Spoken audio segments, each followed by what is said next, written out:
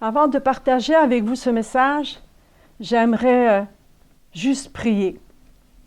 Alors baissons nos têtes devant le Seigneur. Seigneur, je te prie pour toutes les personnes qui entendront ce message. Que ta parole touche leur cœur. Que tu les bénisses pour ta gloire. Au précieux nom de Jésus. Merci Seigneur. Amen. Moïse et Josué étaient des bons partenaires dans la direction du peuple. Josué a beaucoup appris de Moïse, ainsi que de ses propres expériences pendant les 40 ans de leur vie nomade dans le désert. Josué avait ô combien démontré son courage, son hardiesse, sa foi à maintes reprises. Par exemple, lors de la victoire sur Amalek. Vous voyez ça dans Exode 17. Ainsi que face au rapport des espions négatifs et du murmure du peuple. Vous voyez ça aussi dans Nombre 13 et 14. Voilà que Moïse meurt. Moïse meurt. Nous avons tous vécu, à un moment ou à un autre, la perte d'un être cher. Quelqu'un qu'on aime, quelqu'un à qui on est attaché. Ce n'est pas facile de perdre un être cher. Notre cœur se brise, brisé par le chagrin. Il y a un vide énorme, tout dépendant si cette personne est proche ou un peu plus éloignée. Mais il y a un vide. Et Josué n'a pas été exclu de ce chagrin, de toutes ces émotions, de tous ces sentiments douloureux. Puis maintenant, c'est lui qui succède à Moïse. Josué se rend compte, réalise quelle lourde tâche se trouve devant lui. Mais si Moïse n'est plus là, Dieu est toujours là. Il lui renouvelle les promesses qu'il a faites à Moïse. Et nous pouvons voir ça dans le livre de Josué à partir du chapitre 1 jusqu'au verset 9. Il est dit, « Après la mort de Moïse, serviteur de l'Éternel, l'Éternel dit à Josué, fils de Nun, serviteur de Moïse, « Moïse, mon serviteur, est mort. Maintenant, lève-toi, passe ce Jourdain, toi et tout le peuple, pour entrer dans le pays que je donne aux enfants d'Israël. Tout lieu que foulera la plante de votre pied, je vous le donne comme je l'ai dit à Moïse. Vous aurez pour territoire depuis le désert et le Liban jusqu'au grand fleuve l'Euphrate, tout le pays des Hétiens et jusqu'à la grande mer vers le soleil couchant. Nul ne tiendra devant toi. Tant que tu vivras, je serai avec toi comme j'ai été avec Moïse. Je ne te délaisserai point, je ne t'abandonnerai point. Fortifie-toi et prends courage, car c'est toi qui mettras ce peuple en possession du pays que j'ai juré de donner à leur père. Fortifie-toi seulement et bon courage, en agissant fidèlement selon toute la loi que Moïse, mon serviteur, t'a prescrite. Ne t'en détourne ni à droite ni à gauche, afin de réussir dans tout ce que tu entreprendras. Que ce livre de la loi ne s'éloigne point de ta bouche. Médite-le jour et nuit pour agir fidèlement. Car c'est alors que tu auras du succès dans toutes tes entreprises. Et c'est alors que tu réussiras. Ne t'ai-je pas donné cet ordre? Fortifie-toi et prends courage. Ne t'effraie point, ne t'épouvante point, car l'Éternel, ton Dieu, est avec toi dans tout ce que tu entreprendras. Quelle promesse! Mais Fortifie-toi et prends courage. C'est le thème de ce partage. Mais oh combien de pensées sont passées dans l'esprit de Josué. Car il connaissait le peuple. Oh oui. Il connaissait le peuple qu'il devait conduire dans le pays promis. Jamais satisfait. Jamais satisfait. Toujours en train de murmurer tout le temps, de se révolter. Ils sont allés même jusqu'à se fabriquer un faux Dieu. Vous vous souvenez, le veau d'or? Alors Josué a rassemblé ses forces, son courage, en allant de l'avant et en déclarant aux officiers, on va lire ce qu'il a déclaré au verset 11 du chapitre 1. Il a dit, préparez-vous des provisions, car dans 3 jours, vous passerez ce Jourdain pour aller conquérir le pays dont l'Éternel, votre Dieu, vous donne la possession. Alors il a rassemblé ses forces, son courage. Dans 3 jours, quelle déclaration sur la parole de Dieu! On passera ce Jourdain. Ce que Dieu a fait une fois, Dieu peut le refaire. Dieu peut le refaire. Souvenez-vous de la mer Rouge. L'Éternel refoula la mer par un vent impétueux, et le peuple passa à pied sec. À pied sec. Dieu même. Vous savez, Dieu a de l'humour. On pense toujours que Dieu est sérieux, il est assis sur un grand trône, puis oui, il règne, il est sur son trône. Mais, moi, ce que je vais vous dire là, c'est comme un peu d'humour. Dieu aime rire. Et on voit que non seulement il a fait passer le peuple, tout le peuple, à pied sec, mais on voit même que Dieu, au verset 25, bien sûr de Exode, chapitre 14, qu'il est allé jusqu'à même ôter les roues des chars des Égyptiens. Il n'y a que Dieu qui peut faire ça. Il a envoyé ses anges et ils ont enlevé les roues de l'armée égyptienne. Et Dieu a aussi fait passer, bien sûr, le Jourdain à Israël.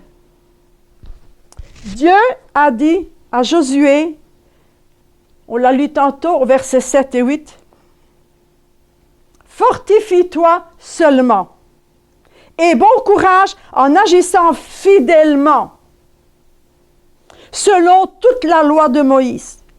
Mon serviteur t'a prescrite. Ne t'en détourne ni à droite ni à gauche, afin de réussir dans tout ce que tu entreprendras. Que ce livre de la loi ne s'éloigne pas de ta bouche. Médite-le jour et nuit. Agis fidèlement selon tout ce qui est écrit.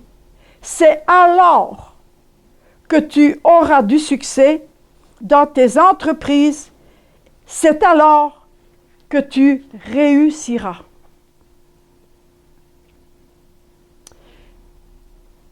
En tant qu'enfants de Dieu, nous devons être proches de Dieu. Proches de Dieu. Nous devons marcher avec lui. Et marcher avec Dieu, c'est beaucoup plus qu'une petite promenade. On prend l'air, on marche, bon. C'est beaucoup plus qu'une petite promenade. C'est aller dans la même direction. C'est d'être en accord avec lui. On ne peut pas marcher avec quelqu'un côte à côte, comme un ami, si on n'est pas en accord. Marcher, c'est plus que ça. Il y aurait toute une prédication à faire là-dessus. Marcher avec Dieu. Le connaître toujours plus au travers de sa parole. C'est ce que Dieu demande. Que ce livre, que la Bible ne s'éloigne pas de toi. Médite-la Médite-la la parole. Toujours plus, découvrir Dieu au travers de sa parole, aussi de nos expériences, afin que nous puissions utiliser les armes spirituelles que nous avons besoin, mais d'une manière efficace. Jésus lui-même a dit au tentateur, alors qu'il était dans le désert, par 3 fois, il a déclaré devant l'ennemi, il est écrit. Il est écrit. C'est noir sur blanc, il est écrit. Quelle parole de Dieu! Nous, en tant qu'enfants de Dieu, nous pouvons déclarer avec assurance afin de faire face à nos adversités. Ayons des versets clés afin de les employer au moment favorable, au moment voulu. Nous devons aiguiser, entretenir nos armes spirituelles. Nous avons beau avoir une armoire avec toutes les armes installées, qu'on peut regarder, mais si elles ne sont pas entretenues, au moment où on va en avoir besoin, ce sera inutile. Soyons remplis du Saint-Esprit. J'ai beau avoir une très belle voiture, la voiture de l'année. Si ma batterie n'est pas chargée, je ne vais nulle part. J'ai beau toujours avoir cette belle voiture, si je n'ai pas de l'essence, je vais nulle part. Soyons remplis du Saint-Esprit. Soyons remplis du Saint-Esprit. Qu'on puisse déborder, être toujours en communion avec Dieu, toujours être prêt, rempli de puissance. Vous savez, notre apparence ne dérange pas l'ennemi, pas du tout.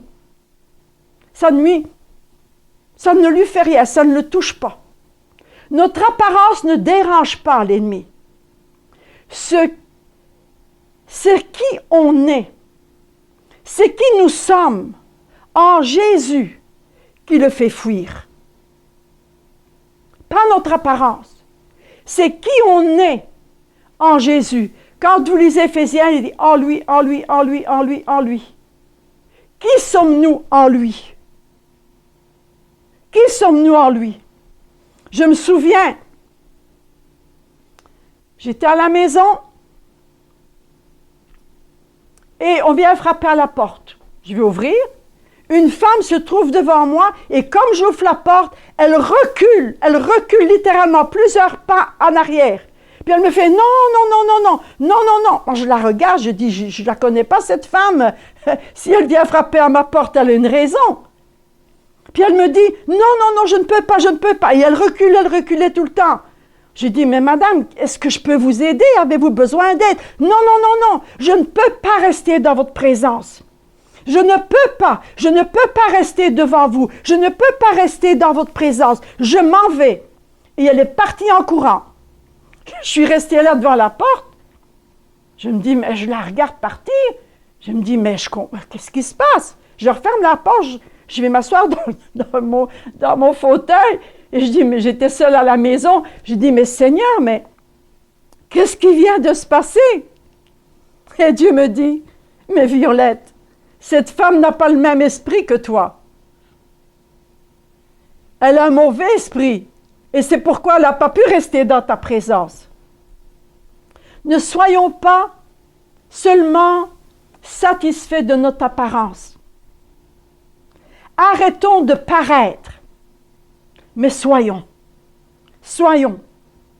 Jésus a dit dans Marc 11, « Ayez foi en Dieu. » Ayez foi en Dieu, c'est-à-dire croyez dans ce qu'il a dit.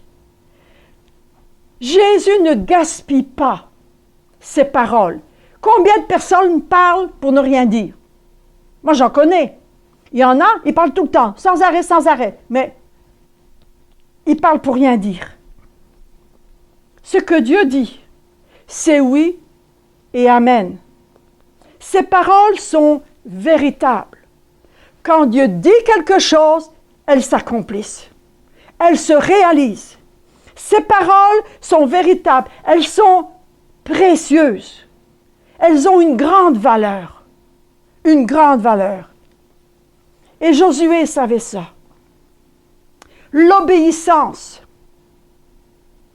L'obéissance témoigne de notre confiance, de notre foi dans ce que Dieu dit.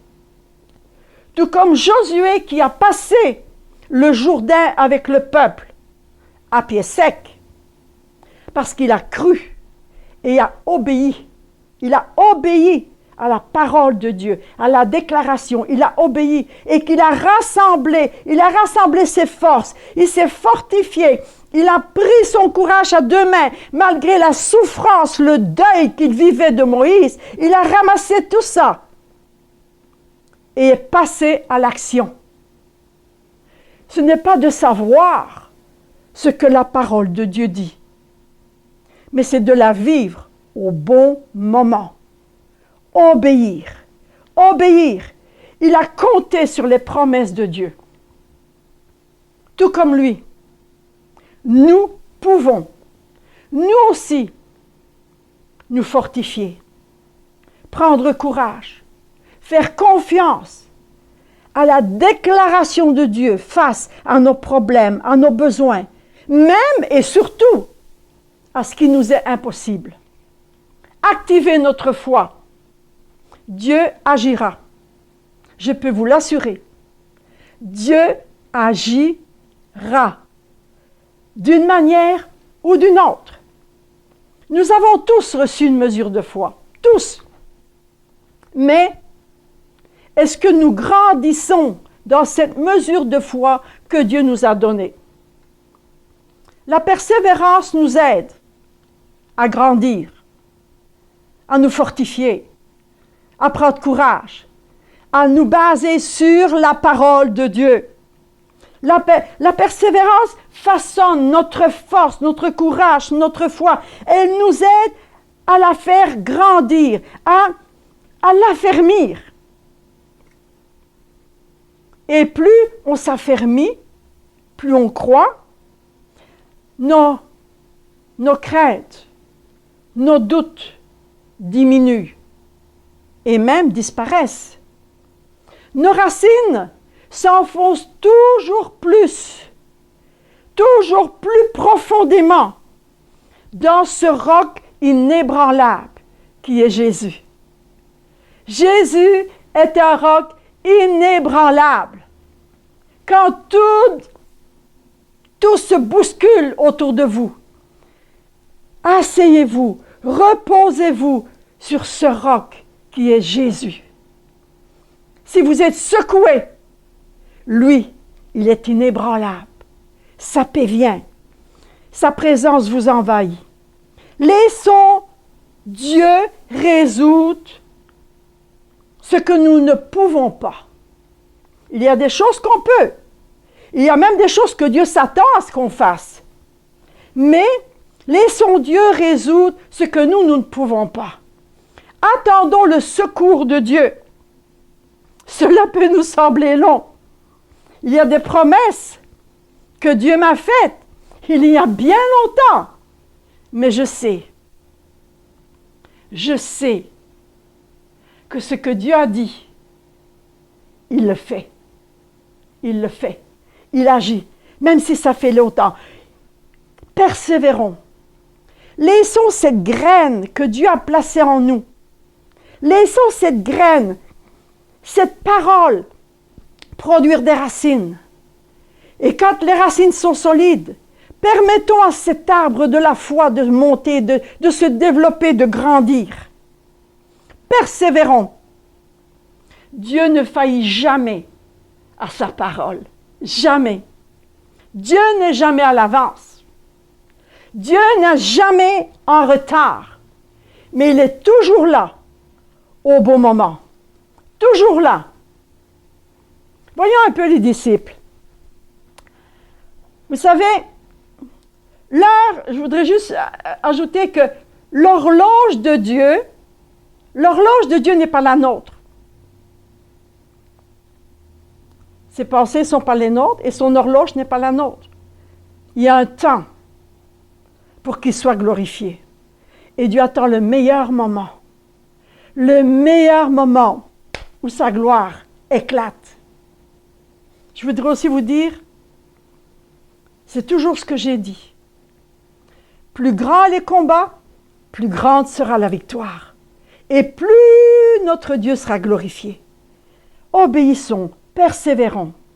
Et là, on voit qu'à cause des vents contraires, dans Marc 6, à partir du verset 45, on voit que à cause des vents contraires, les disciples qui étaient dans la barque avaient beaucoup de difficultés à ramer. Et on voit au verset 48, ce verset-là nous dit que Jésus a vu cela. Jésus a vu qu'ils avaient de la difficulté à ramer. Alors, il est venu vers eux. Oh, fantôme! Allons. Pourtant, il marchait avec lui. Il marchait comment? Par la vue ou par la foi? Et on voit Jésus qui est monté dans la barque. Et Jésus leur dit, rassurez-vous, calmez-vous. C'est moi, n'ayez pas peur. Excusez. Et le vent cessa. Le vent s'est arrêté. Tout s'est calmé. Quand Dieu intervient dans nos situations, est-ce que nous le reconnaissons? Ou est-ce que nous prenons la réponse à ce que nous vivons comme quelque chose d'acquis? Parce que je suis enfant de Dieu? Je suis enfant de Dieu? Est-ce que Dieu est mon obligé? Non. Tout est par grâce. Tout est fait par amour. Parce que Dieu nous aime, Dieu nous fait grâce et il agit, il intervient et il terrasse l'ennemi. Et il est glorifié. Il est glorifié. Cela fait toute la différence. Quand Jésus monte dans notre barque, car il est celui qui calme nos tempêtes. Si nous nous reposons sur lui, il nous donne sa paix. Notre cœur est rassuré. Il essuie les larmes de nos yeux. Je voulais juste vous lire un des passages que j'aime. Dans 2 Corinthiens, chapitre 4, verset 7. Nous portons ce trésor dans des vases de terre afin que cette grande puissance soit attribuée à Dieu et non pas à nous. Nous sommes pressés de toute manière, mais non réduits à l'extrémité. Dans la détresse, mais non dans le désespoir. Persécutés, mais non abandonnés. Abattus, mais non perdus. Portant toujours en nous, avec nous, dans notre corps, la mort de Jésus, afin que la vie de Jésus soit aussi manifestée dans notre corps. Et voyez le début du verset 16. Il déclare, c'est pourquoi nous ne perdons pas courage. Ne perdons pas courage. Ne perds pas courage. Qu'importe la situation aussi difficile, aussi douloureuse, pénible que tu peux traverser. Ne perds pas courage. Ne perds pas courage.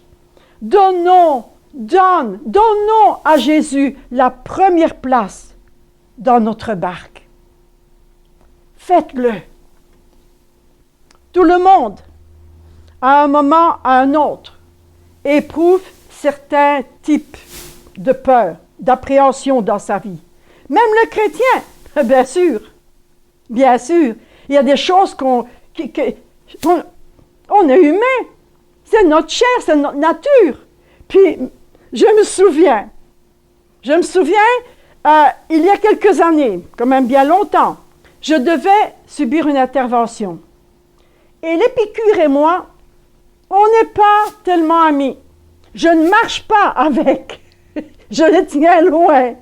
Et alors que j'étais dans le couloir, à l'hôpital, attendant qu'on vienne me chercher pour rentrer dans la salle de chirurgie, j'étais là et je marchais et je chantais à haute voix.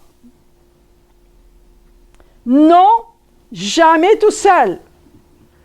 Non, jamais tout seul. Jésus, mon sauveur, me garde. Et je peux vous dire, quelle force il m'a donné. Quelle paix il m'a donné.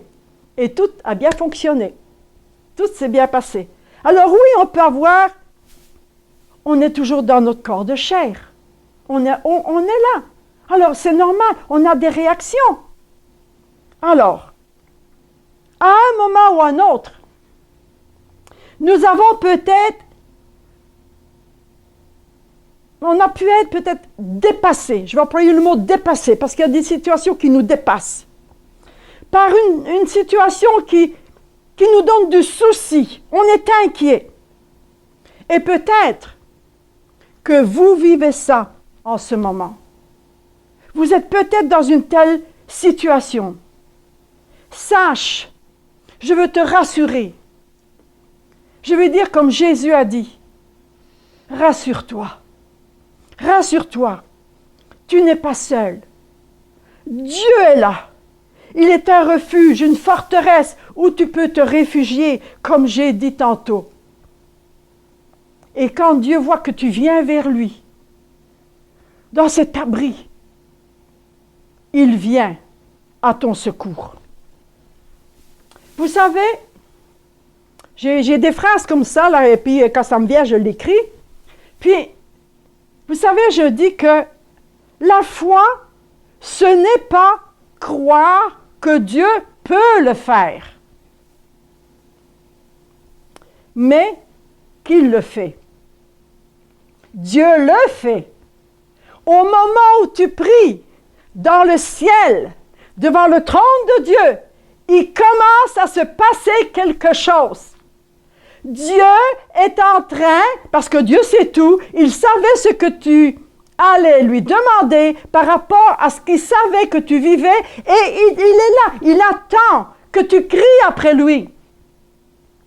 Et il se passe déjà des choses dans le ciel parce que Dieu veut t'apporter sa solution. Venir à ton secours. Alors oui, ne crois pas seulement qu'il peut le faire, mais crois qu'il le fait. Dieu le fait. N'écoute surtout pas les paroles de l'ennemi. Oh, il vient souvent s'asseoir sur notre épaule et nous dire, oui, mais vous savez, le jardin d'Éden, hein? Dieu, as-tu vraiment dit? As-tu vraiment compris ce qui est écrit dans la parole? C'est-tu vraiment ça? Il est le père du mensonge. Chasse-le au nom de Jésus. Chasse le doute. Exerce tes mains au combat. Fortifie-toi, prends courage. Parce que Dieu te dit, je te fortifie. Je viens à ton secours. Je te soutiens de ma droite triomphante. Dieu se joint toujours à nos efforts. Je disais, non, on va faire dire autre chose. Jésus disait, pas moi. Jésus disait à ses disciples, n'ayez pas peur. Ces gens étaient de la même nature que nous. Humains, comme nous, avec les mêmes émotions, les mêmes souffrances, les mêmes combats, les mêmes sentiments. Vous savez, le courage, ce n'est pas de ne pas avoir peur, c'est de la surmonter en comptant sur le Tout-Puissant. combien nous avons besoin de Dieu. Combien nous avons d'être en relation avec Dieu. C'est important. Très important. L'apôtre Paul disait à Timothée, ce n'est pas un esprit de timidité que Dieu nous a donné. Au contraire, son esprit nous remplit de force, d'amour et de sagesse. Bien souvent, ces petites phrases-là, on ne le mentionne pas. On dit, ce n'est pas un esprit de timidité que Dieu nous a donné, mais un esprit de force, d'amour et de sagesse. Mais on oublie que d'entre ces mots-là, il fait écrit, Dieu nous a donné au contraire. Son esprit nous remplit. C'est son esprit qui nous remplit. De quel esprit sommes-nous remplis? Vous savez, l'eau et l'huile, ça ne se mélange pas. On a beau secouer, ça ne se mélange pas. Il y a toujours une séparation. Non. Il ne faut pas confondre force avec violence. Force avec violence. Ce sont deux choses bien différentes. Je vous dis ça parce qu'à un moment donné, dans une église où on était pasteur, il était un monsieur qui est venu à l'église, puis il était tout au début, juste même pas quelques réunions, puis à un moment donné, ce qu'on apprend, c'est que cet homme avait mal interprété ce que la parole de Dieu disait par rapport à ce verset. Et cet homme était allé dans une église et il avait brisé, littéralement, mais vraiment, il est rentré, puis il a tout mis à terre, il a brisé des statues et bien d'autres choses. Plein de choses. Bien entendu, il a été arrêté, il a été condamné, il a fait de la prison. Évitons de sortir le texte de son contexte. Non seulement cet homme manquait d'amour, de sagesse, mais il était violent. Au fond de lui-même, il était violent. Il avait besoin d'être transformé et d'être rempli du Saint-Esprit. Paul a dit aux Corinthiens, dans 1 Corinthiens, chapitre 4, 1 Corinthiens, chapitre 4, verset 6.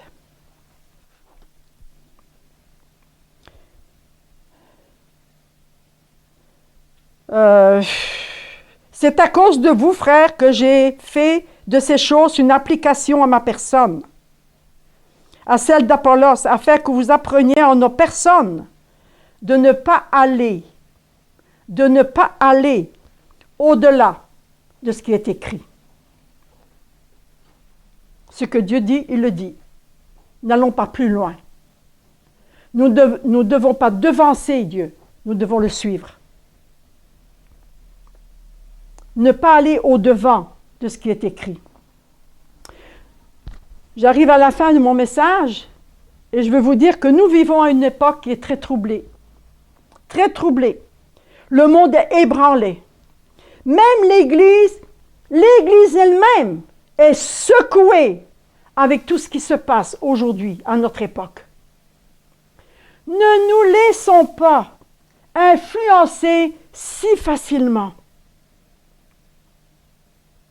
Dieu ne nous a-t-il pas avertis de ce qu'il doit arriver dans ce monde quand ce retour serait proche? Soyons vigilants. Soyons vigilants. Continuons à nous fortifier. Continuons à prendre courage. Parce que Christ est notre espoir. Le secours qui ne manque jamais. Qu'importe ce qui peut... Et quand je dis qu'importe, c'est dans le sens de ne pas se laisser ébranler, secouer, ce qui peut se passer. N'oubliez pas, la parole dit que nous sommes dans ce monde, mais que nous ne sommes pas du monde. Il y a un royaume qui nous attend. Il y a une place qui nous attend. Dieu nous a avertis. Soyons vigilants. Christ, notre espoir. Il est notre espoir. Je vais vous dire, et je termine, persévérons, même si nos épreuves sont difficiles. Avec Dieu, nous traverserons nos mers rouges, nos Jourdains, comme Moïse et Josué. Parce que Dieu est avec eux et Dieu est avec nous. Nous sommes enfants de Dieu. Nous avons été adoptés, rachetés à un grand prix. Nous sommes enfants de Dieu. Dieu nous fera traverser toutes nos difficultés. Dieu a la solution, a la réponse dans le creux de sa main. Il est le Tout-Puissant. Ce qui est important pour nous, c'est de revenir à l'essentiel. Choisir nos priorités. Rachetons le temps, comme il est dit. Arrêtons de courir à gauche, à droite, de regarder avec un regard inquiet. Non, faisons confiance à Dieu. Préparons-nous. Jésus est là. Il est là. Regardez, oui, soyez à l'écoute de tout ce qui se passe dans le monde. Jésus nous dit, fortifie-toi, prends courage, je suis là, je serai avec toi. Garde ma parole dans ton cœur, vis-la pleinement, sois rempli du Saint-Esprit. Et les yeux fixés sur moi, par tout ce que tu entends, par tout ce que tu vois. Sois rempli du Saint-Esprit. Alors je vous encourage, tout comme moi, à louer Dieu, à l'adorer, à lui donner toute la gloire. Forçons-nous à fortifier notre être intérieur. Prenons courage, parce que Jésus est plus proche que le jour où nous avons cru. Si Dieu est notre Dieu, si nous marchons avec lui, à ses côtés, main dans la main, que nous sommes en accord, que nous gardons ce livre, sa parole, dans nos cœurs, et que nous avons déversé pour mettre à la face de l'ennemi, afin qu'il s'en aille, afin qu'il s'enfuit, afin que Dieu nous donne la victoire, afin que nous ayons nos pieds enfoncés fermement dans ce roc inébranlable. Dieu nous donnera la victoire. Dieu nous donnera la victoire. Si Dieu est notre Dieu, il est avec nous éternellement. Et l'éternité, elle commence déjà là, parce que nous lui appartenons déjà. Son esprit est là en nous. La victoire, c'est Dieu qui la donne. Frères et sœurs, je vous en prie, le temps est venu de nous fortifier, de prendre courage, de plier les genoux, de réclamer le secours de l'Éternel. Et bientôt, nous le verrons. Que Dieu vous bénisse. Seigneur, on termine par la prière. Seigneur, merci parce que tu nous as adoptés. Tu nous as recueillis. Tu as fait de nous des enfants de Dieu. Tu vis en nous. Et c'est toi qui nous conduis. Merci pour les victoires que tu nous as données. Merci pour les victoires que tu nous donnes maintenant dans le nom de Jésus. et pour le triomphe de la croix dans nos vies, pour celle qui s'en vient. Parce que ce que tu as fait, tu le fais et tu le feras. Parce que Seigneur, toi, tu ne changes pas. Nous, nous changeons. Pour la moindre chose, hop, on se revire. Toi, tu ne changes pas. Merci Seigneur de bénir ton peuple. Merci Seigneur de nous donner ta grâce à chaque jour. Ton soutien, ta force, ton amour, ta fidélité, ta miséricorde, ta compassion. On peut dire des choses comme ça. Oh, tellement, tellement de choses merveilleuses que tu es. Bénis, bénis-nous Seigneur. Nous reconnaissons que nous avons besoin de toi et que sans toi nous ne pouvons rien faire. Mais avec toi, nous ferons des exploits. Dans le nom de Jésus. Amen. Dieu vous aime. Qu'il vous bénisse.